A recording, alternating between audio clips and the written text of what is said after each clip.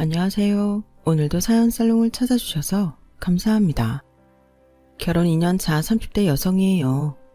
지금은 조금 나아졌지만 한동안 TV에서 첫사랑이란 단어만 나오면 속이 울렁거리고 욕지기가 일던 때가 있었어요. 첫사랑은 여자한테도 그렇지만 특히 남자한테는 꽤나 의미 있는 거잖아요. 그래서 더더욱 저는 마음고생을 해야만 했어요. 바로 자칭 내 남편의 첫사랑인 손이 동서 때문이었죠. 남편과 형님은 국민학교 동창이에요. 그래서 저는 모르는 남편의 어린 시절을 누구보다 잘 알고 있는 인물이죠. 솔직히 이 부분이 마음에 걸리지 않았다면 거짓말일 거예요. 남편과 내가 만나기 전 일이니 샘내지 말자고 애써 질투심을 억누르곤 했지만 그런 제게 툭하면 도발을 하는 형님 때문에 번번이 마음지옥에서 살았어요. 뿐만 아니라 형님의 이간질 때문에 저는 시댁에서 왕따까지 되었네요. 그 바람에 잊고 있었던 지난날 안 좋은 기억이 떠오르더라고요. 학창시절 저는 학교에서 왕따를 당했어요. 저를 그렇게 만든 사람은 저랑 제일 친했던 친구였어요. 중학생 때부터 베프로 지냈던 친구는 같은 고등학교에 진학해서도 꽤 친하게 지냈어요. 하지만 반도 달라지고 제가 새로운 친구들을 사귀게 되면서 친구가 저한테 서운했던 모양이에요. 서운한 마음을 말로 풀었더라면 좋았겠지만 친구는 엉뚱한 방법으로 제게 복수를 했어요. 저한테 도벽이 있다는 거짓 소문을 퍼뜨렸거든요. 그로 인해 저는 한순간에 왕따가 돼버렸어요. 나중에서야 소문의 근원지가 친구였다는 걸 알게 된 저는 친구를 찾아가서 따졌고 다음날 학교에 가보니 제가 앙심을 품고 친구를 찾아가 폭력을 휘둘렀다는 소문까지 퍼져 있더군요. 도벽에 폭력까지. 제가 하지 않은 짓들로 저는 한순간에 몹쓸 인간이 돼버렸고 반대로 친구는 피해자 코스프레를 통해 주변의 동정을 받으며 지내게 되었죠. 그렇게 저는 고등학교 3년 내내 혼자 다녀야 했어요. 친구한테 배신을 당한 뒤로 3년 동안 사람들과 담을 쌓고 살던 게 버릇이 돼서 대학에 들어가서도 사람 사귀는 게 겁이 났어요. 누가 다가올라 치면 제가 먼저 차단을 하고 마음의 문을 걸어 잠그기 일쑤였죠. 그건 대학을 졸업하고 회사에 입사한 후에도 마찬가지였어요. 사람한테 상처받기 싫어서 벽을 쌓았던 것 뿐인데 그러면 그럴수록 주변의 저에 대한 인상은 엉망이 되어 가더군요. 윤지영 씨는 사람이 왜 그래? 막내면 막내답게 선배들 커피 심부름도 하고 싹싹하게 구는 맛도 있어야지. 왜 항상 꽂아 넣은 보릿자루처럼 뻣뻣하게 굴어? 어떻게 신입이라고 저런 게 들어왔나 몰라. 입사 초부터 과장님을 비롯해 선배들에게 핀잔을 듣던 저는 대리를 단 후에도 회사에 적응을 하지 못했어요. 맡은 일은 문제없이 해냈지만 부서원들과 좀처럼 가까워지지 못한 탓이었죠. 웃긴 건 저랑 친하지 않다는 이유로 밥도 같이 안 먹으면서 자기들 필요할 때는 야근이며 골치 아픈 업무를 떠넘기며 알차게들 부려먹더라고요. 휴가철 스케줄을 짤 때도 자기들이 다 고른 뒤에 남는 날을 저한테 넘기곤 했어요. 선배들이 이렇다 보니 저희 부서에 새로 들어온 신입들도 마찬가지였죠. 언젠가 탕비실에서 신입들이 떠드는 걸 들어보니 그동안 사무실 사람들이 저를 어떻게 생각했는지 알겠더라고요. 야, 넌 사수복도 없다. 어쩌다 윤대리한테 걸렸냐? 그러게나 말이다. 처음엔 일도 잘하고 까탈스럽지 않아서 다행이다 생각했는데 알고 보니 우리 부서 공식 왕따더라고. 사람이 눈치가 없는 건지 배알이 없는 건지 다들 자기 이용해 먹기만 하는데도 찍소리도 못하고 당하기만 하더라. 오직하면 과장님이 휴가 스케줄 짤 때 윤대리는 맨 마지막에 남는 날로 주라고 하더라고. 대리가 사원보다 못한 취급을 받는데 쪽팔리지도 않나 몰라. 회사 생활은 라인 타기라는데 난 초장부터 이게 뭐냐? 완전 똥 밟았어. 그놈의 얼어 죽을 왕따는 내 학창시절을 말아먹더니 이제는 회사 생활까지 엉망으로 만들었어요. 물론 사람들한테 다가가지 못한 내 탓도 있지만 그렇다고 해도 이건 너무하다 싶더라고요. 그렇게 내가 싫으면 나한테 자기들 일은 떠넘기지 말 것이지. 이용할 땐 다 이용하고 뒤에서는 바보 취급이라니. 안 그래도 정이 안 들던 회사였지만 아랫사람들한테까지 이런 소리를 듣고 보니 더는 이 회사에 있고 싶지 않았어요. 물론 이직을 한다 해도 그곳이라고 여기랑 다를 게 없겠지만 그래도 그때는 하루빨리 떠나고 싶다는 생각뿐이어서 구직 사이트를 뒤지게 되었죠. 다행히 꽤 조건이 좋은 곳이 있어서 얼마 뒤 직장을 옮길 수 있었어요. 제가 다니던 회사보다 규모는 작았지만 사원 복지가 좋아서 꽤 인기가 있는 회사였어요. 한 번의 실패 뒤에 이직한 회사라서 이번엔 내가 먼저 사람들한테 다가가야겠다고 마음먹었지만 막상 출근해 보니 그게 잘 안 되더라고요.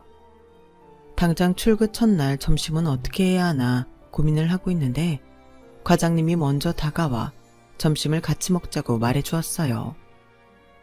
며칠 일하면서 보니까 부서 사람들이 과장님을 중심으로 꽤 잘 뭉치더라고요. 다들 사적으로도 꽤 친하게 지내는 것 같았어요. 그런 모습이 부러우면서도 한편으론 두렵더라고요. 이렇게 똘똘 뭉친 사람들 속에서 저만 겉돌면 외로움은 더 클 테니까요. 그런데 얼마 지나지 않아 그런 걱정은 기우에 불과하다는 걸 알게 되었어요. 윤지영 씨, 땡땡동 산다 그랬죠?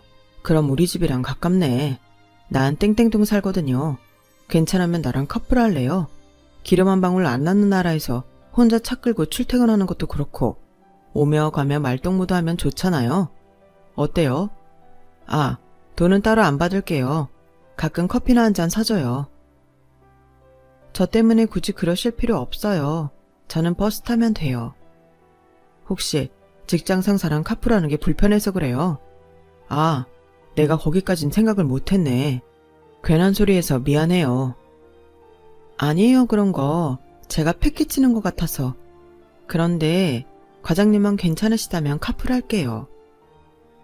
불편하지 않았다면 거짓말일 거예요. 하지만 이직까지 하고도 사람들이랑 못 어울렸다간 또다시 왕따가 되지 않을까 하는 생각에 용기를 내보기로 했어요. 게다가 과장님은 성격이 워낙 좋아서 직장 상사임에도 불구하고 무척 편했거든요. 성격도 시원시원하고 운동을 좋아해서 그런가 늘 밝고 열정이 넘치는 분이었어요. 무엇보다 부서원들 중 누구도 소외되지 않도록 챙기는 모습이 인상적이기도 했고요. 그렇게 시작된 과장님과의 카풀은 제 직장 생활에 많은 변화를 가져왔어요. 처음엔 막연히 어색할 거라고 생각을 했는데 막상 과장님 차를 타보니 과장님 특유의 친화력 때문에 어색함보다는 친근감이 더 생기더라고요. 회사까지 가는 내내 소소한 일상 얘기부터 직장생활 노하우까지 무르르듯 자연스럽게 흘러가다 보면 회사 주차장에 도착해 있곤 했어요.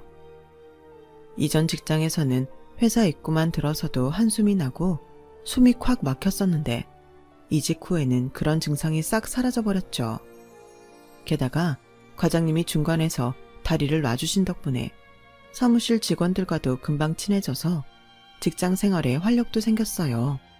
그렇게 시간은 흘러 이직한 지 1년이 지나던 무렵까지도 저는 과장님과 카풀을 하고 있었어요. 그런데 회식 자리에서 뜻밖의 소식을 듣게 되었지 뭐예요. 참, 김 과장, 집들이는 언제 할 거야? 강남으로 이사한 지가 2달이 넘었는데 왜 아직 말이 없어? 하긴 총각 혼자 사는 집에서 집들이는 좀 그런가? 음식 해줄 사람도 없고 말이야. 그러게 올해는 제발 장가 좀 가라고. 지금껏 카풀을 하면서도 과장님이 이사를 갔다는 사실을 몰랐던 저는 조금 당황스럽더라고요. 강남이면 회사 근처인데 그럼 지난 2달 동안 저 때문에 일부러 다리까지 건너와서 저를 태우고 다시 회사로 갔다는 얘기니까요. 부장님의 갑작스러운 이사 발언 때문에 놀란 건 저뿐만이 아니었어요. 과장님 본인도 꽤 놀랐는지 슬쩍 제 눈치를 살피더라고요. 그날 회식이 끝나고 다들 집으로 돌아가는 길에 제가 과장님을 불렀어요. 과장님, 왜 진작 말씀 안 하셨어요? 강남으로 이사 가셔놓고 아침마다 저 때문에 저희 집까지 오셨던 거예요? 왜 그러셨어요? 진작 말씀하시지. 내일부터는 오시지 마세요. 저 대중교통 이용하면 돼요. 그러자 과장님이 난처한 표정으로 머리를 극적이더라고요. 저기 윤대리, 그냥 카풀 계속하면 안 될까요? 아침마다 윤대리가 싸우는 샌드위치 먹으면서 도란도란 얘기 나누는 게 낙이었거든요. 난 아침잠이 없어서 원래 일찍 일어나기도 하고 아침밥 챙겨줄 아내도 없어서 윤대리 아니면 아침도 굶어야 하고 아무튼 내가 좀 곤란해서요.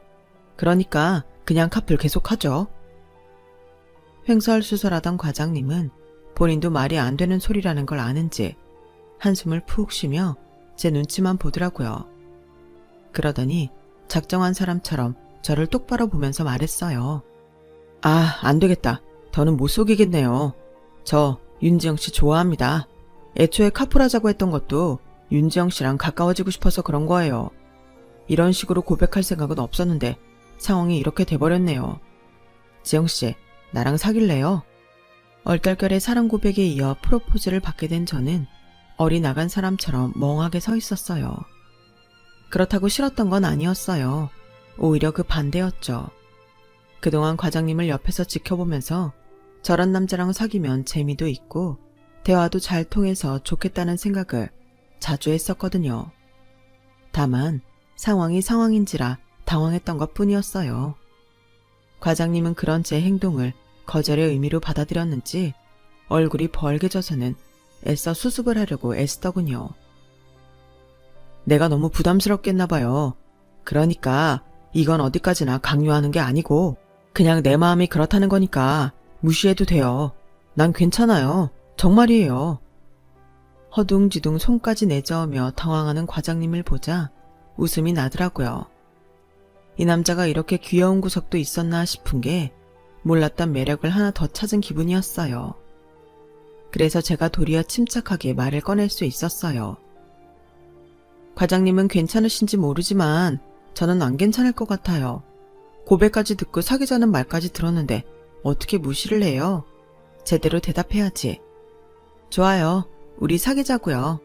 그런데 오늘 이 프로포즈는 인정 안 할래요. 다음에 멀쩡한 정신으로 다시 해주세요. 그럼 그날부터 1일 할게요. 그제야 과장님은 긴장이 확 풀렸는지 주저앉더라고요. 그리고는 어깨가 들썩일 정도로 킥킥대며 웃었어요. 그리고 며칠 뒤 주말, 과장님과 만난 자리에서 저는 프로포즈를 다시 받을 수 있었어요. 사람 좋아하고 운동을 즐기는 과장님은 저랑 사귀기 시작한 후 그동안 주말에 하던 각종 스포츠 동호회를 정리했어요.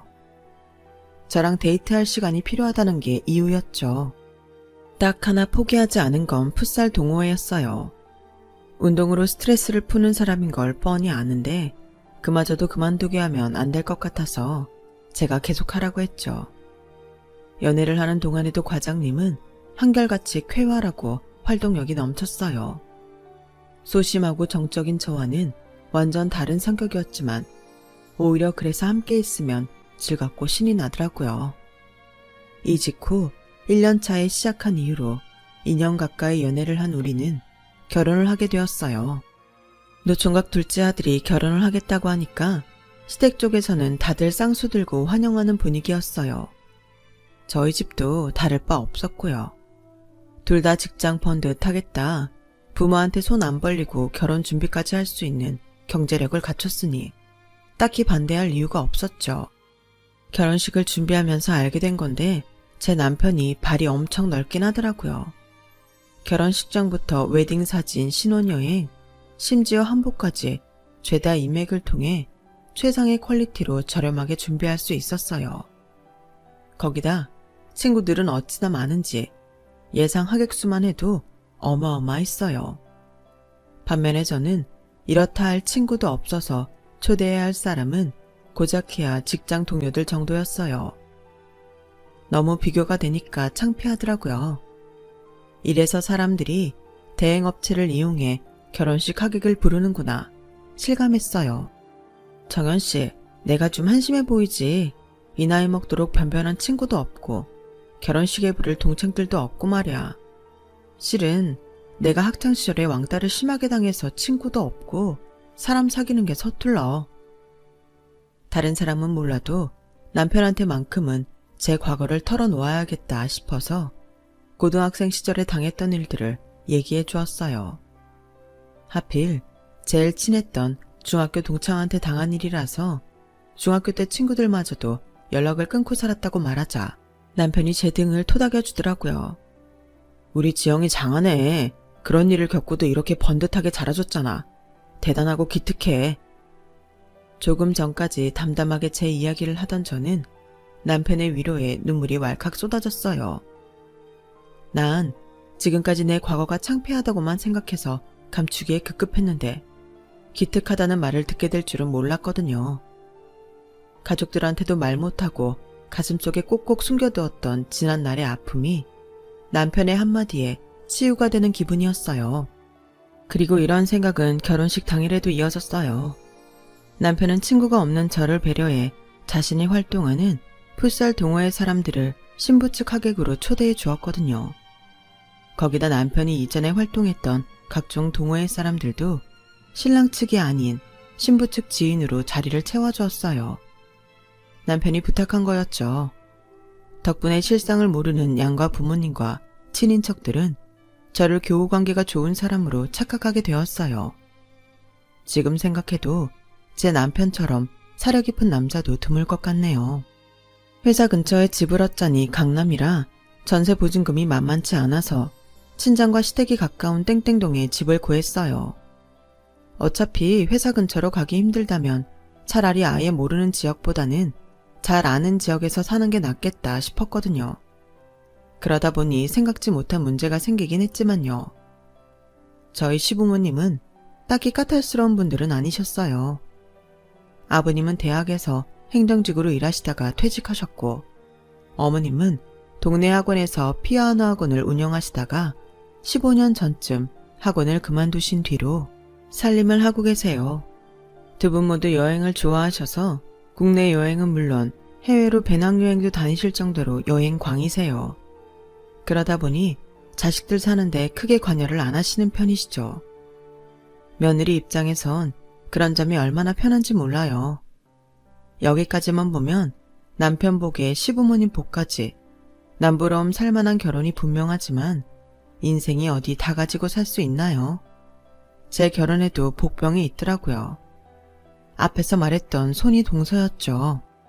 제 남편의 국민학교 동창인 형님은 평소 집에서 제 남편한테 도련님이라는 호칭 대신 이름을 불렀어요. 처음 형님이 시집 왔을 때 어머님이 호칭 문제로 잔소리를 하긴 하셨다는데 아직도 형님은 버릇을 못 고치고 제 남편을 이름으로 부르더라고요. 동서는 모르겠지만 우리 정연이가 어릴 때 꽤 인기가 많았어. 얼굴도 잘생긴 데다가 남자다웠거든. 게다가 달리기는 또 얼마나 잘했나 몰라. 아, 동서는 모르겠구나. 우리 정연이 국민학생 때 학교 육상부였어. 말끝마다 동서는 모르겠지만 이라는 말을 갖다 붙이는데 나중엔 그 소리만 들어도 신물이 올라올 지경이었어요. 어린 시절 안 좋은 경험 때문에 참는 거라면 누구보다 자신 있는 저였지만 내 남자를 두고 날 자극하는 형님 앞에서는 인내심도 금방 바닥을 드러내게 되더라고요. 그래서 하루는 그동안 참았던 불만을 터놓았죠. 형님, 이제 그만 좀 하세요. 너무 유치하지 않아요? 형님이랑 우리 그이가 국민학교 동창이면 뭐요? 말끝마다 형님이 저보다 내 남편에 대해 잘 아는 것처럼 말하는데 저 그런 소리 들을 때마다 불쾌해요. 지금의 내 남편을 잘 아는 건 형님이 아니라 저니까요. 그리고 말끝마다 우리 정연이라고 부르는 것도 안 그랬으면 좋겠네요. 앞으로 내 남편 이름은 동창회에 나가서나 부르시고 집안에선 도련님이라고 불러주세요. 나름 수위 조절을 하면서 했던 말인데 제 말을 들은 형님은 마치 제가 하극상이라도 벌인 것처럼 온 집안이 떠나가라 소리치며 울먹였어요. 동서, 정말 너무해. 동서는 내가 그렇게 싫어? 아무리 그래도 그렇지. 자기보다 나이도 많은 손윗사람한테 어쩜 그렇게 막대할 수가 있어?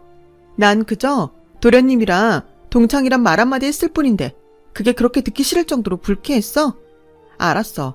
동서가 싫다면 앞으로는 안 그럴게. 근데 이거 하나만 알아둬. 동서 시집 오기 전까지 이 집 식구들 누구도 나한테 이런 대접한 사람 없었어. 왠줄 알아?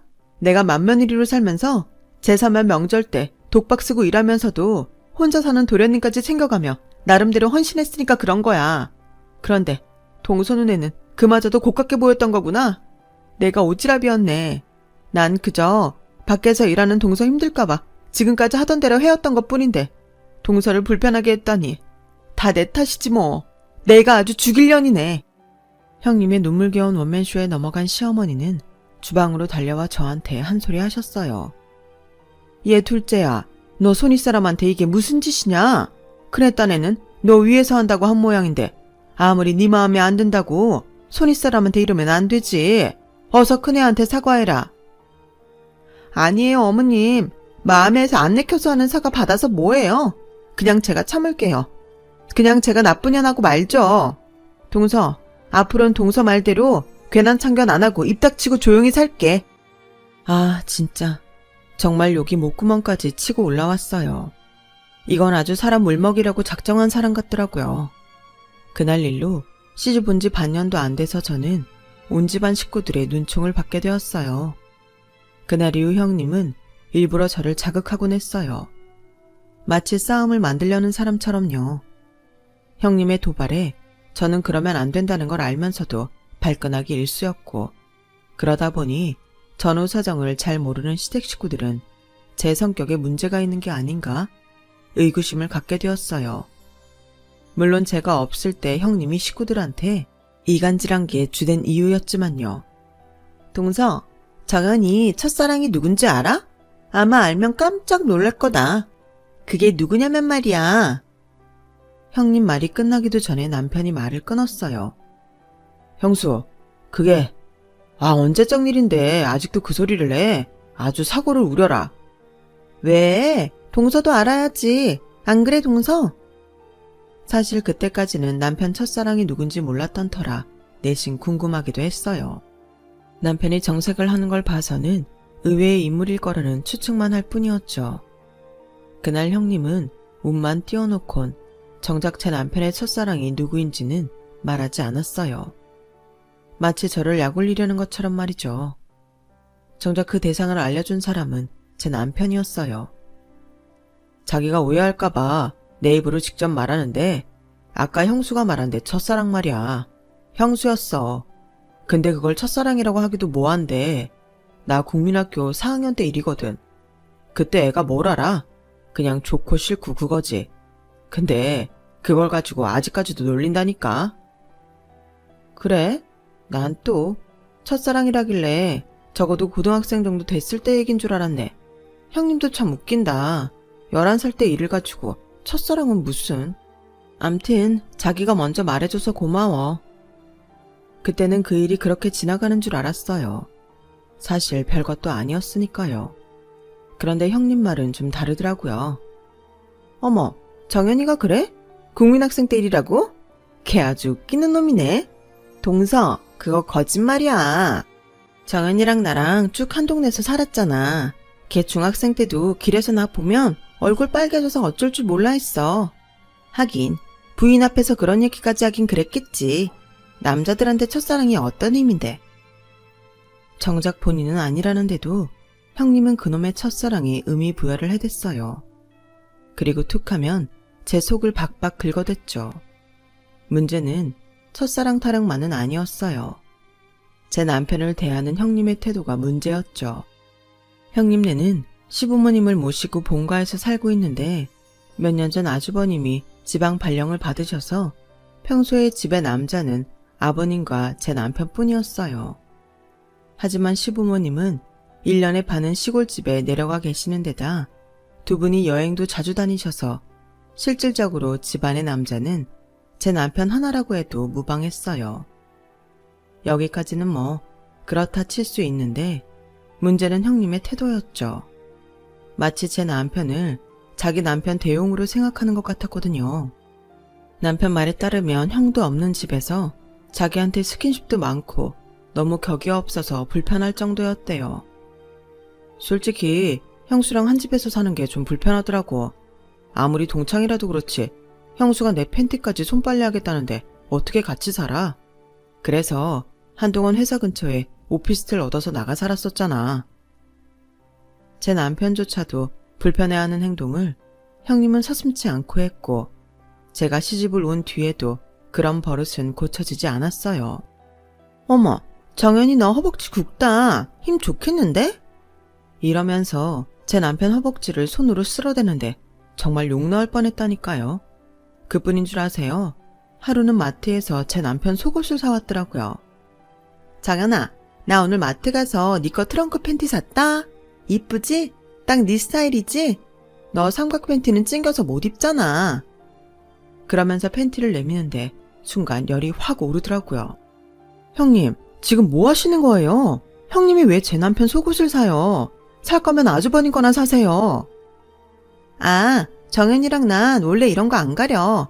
동서가 몰라서 그러는데 어릴 때부터 동네에서 볼 거 안 볼 거 다 보고 자란 사이인데 이깟 팬티가 뭔 대수라고. 정연아, 너도 그렇지? 형수, 그래도 속옷은 좀 그렇지. 그거 그냥 형 줘. 난 필요 없으니까. 남편은 괜히 제 눈치를 보며 얼굴을 붉혔어요. 이쯤 했으면 그만둘 법도 한데 형님은 기어이 트렁크 팬티를 들고 주방으로 들어가 시어머니께 그러는 거예요. 어머님, 이거 좀 봐주세요. 패턴도 괜찮고 시원하겠죠? 정연이 주려고 사왔는데 어머님은 어떠세요?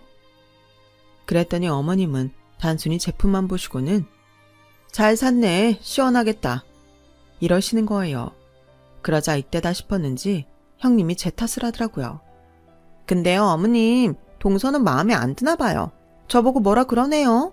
에휴, 동서 무서워서 앞으로는 팬티 한 장 살 때도 동서 허락을 받아야겠어요. 성격이 저렇게 예민해서 사회생활은 잘 하나 모르겠네요. 자고로 남자는 성격이 원만한 여자를 만나야 행복한 건데 우리 도련님 참 걱정되네. 교묘하게 자기한테 유리한 말만 어머님 앞에서 전하면서 덤으로 저를 돌려가는 형님 때문에 저는 속이 부글부글 끓었어요. 매번 이런 일이 있을 때마다 제가 한마디 하면 동서는 너무 예민하다. 동서 친구 없지? 성격이 모나면 주변에 사람이 나만하질 않아. 결혼식 때 보니까 여자친구들이 없던데 혹시 학교 다닐 때 왕따였어? 마치 뭔가 아는 사람처럼 묘한 눈빛을 하고 저를 보는데 말문이 막히더라고요. 농담이야. 뭘 그렇게 정색을 해? 누가 보면 진짜 왕따였는 줄 알겠다. 이러면서 실실대는데 정말 주먹으로 한 대 패주고 싶더라니까요. 그런데 이런 형님이 열받게 만든 사건이 생긴 거예요. 그날은 시부모님이 시골집에 다녀오신 날이라서 식구들이 다 같이 집에서 저녁을 먹게 되었어요. 주방에서 형님이랑 음식 준비를 하고 있는데 유치원에 다니는 조카가 저한테 손수 만든 초대장을 주더라고요. 작은 엄마, 이날 꼭 와주세요. 제가 제일 앞에서 춤추거든요. 꼭 보러 오세요. 초대장에는 삐뚤빼뚤한 글씨로 작은 엄마께라고 적혀 있더라고요. 그걸 본 형님은 왜 엄마한테는 안 주냐고 했더니 글쎄 조카가 뭐라고 했는지 아세요? 난 작은 엄마가 왔으면 좋겠어. 작은 엄마는 예쁘고 옷도 잘 입고 머리도 항상 예쁘게 하고 있잖아. 그래서 친구들한테 자랑하고 싶어.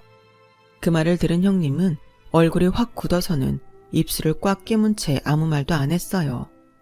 그때는 그냥 조카가 나 대신 한 방 먹여준 것 같아서 기분이 좋았는데 그날의 일로 집안이 발칵 뒤집힐 줄 누가 알았겠어요.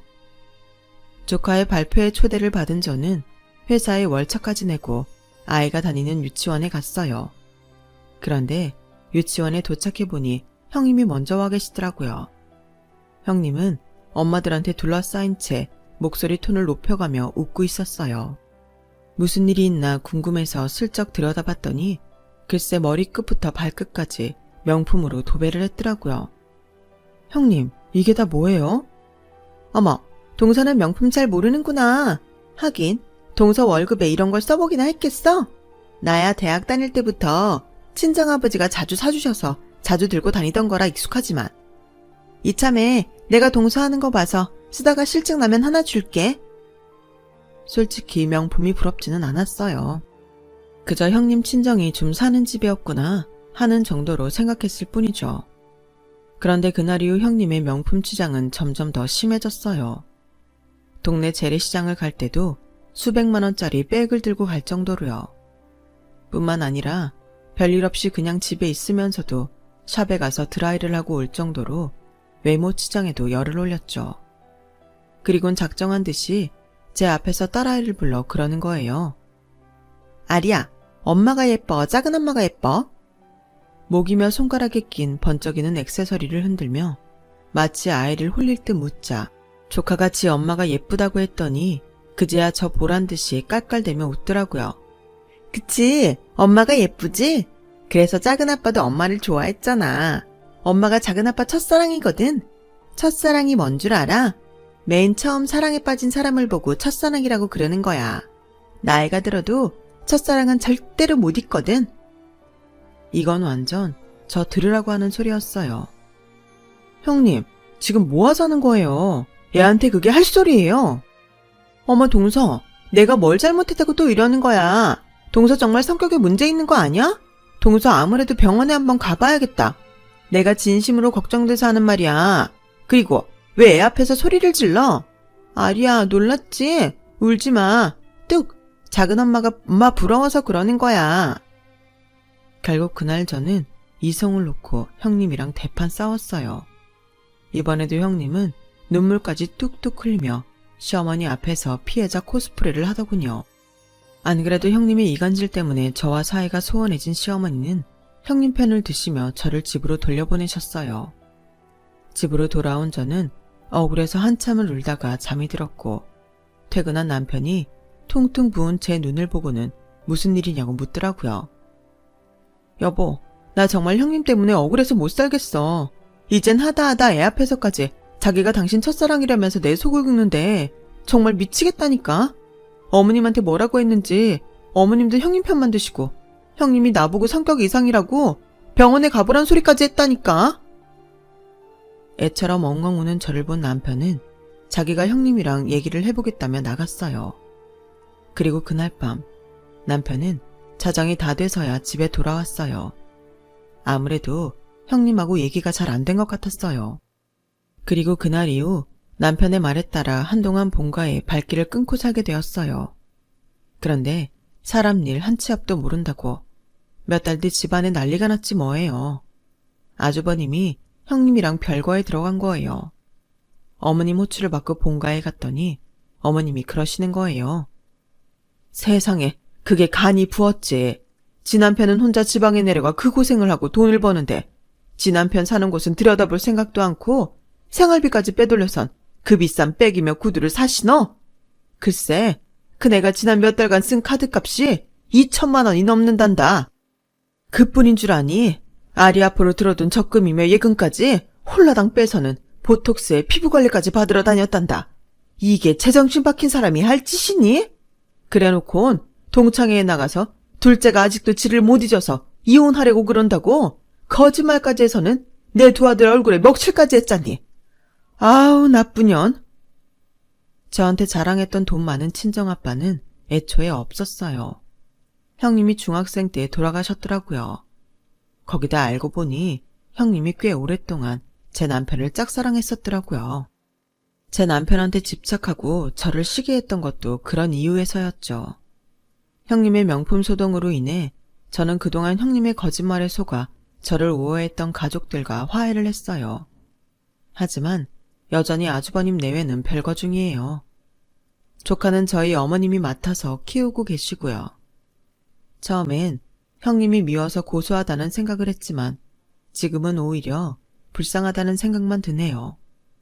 말도 안 되는 거짓말에 분수에 넘치는 사치까지 부린 형님의 행동 이변엔 자기 자신에 대한 자존감이 너무 낮았던 게 원인이 아닐까 생각하거든요. 그리고 그건 어쩌면 자신이 사랑받지 못했다는 서운함 때문이기도 할 테고요. 그렇다고 형님의 행동이 용서가 되는 건 아니에요. 자신이 저지른 행동은 스스로 책임을 져야 하니까요. 그래야 진정한 어른이겠죠. 저도 더 어른답게 생각하고 행동하려고 노력해야겠습니다. 지금까지 제 사연을 들어주셔서 감사합니다. 건강하시고 행복하세요. 여러분, 사연 댓글에 응원과 현명한 조언 부탁드려요. 좋아요와 구독은 저에게 큰 힘이 됩니다. 오늘도 좋은 일 가득하세요.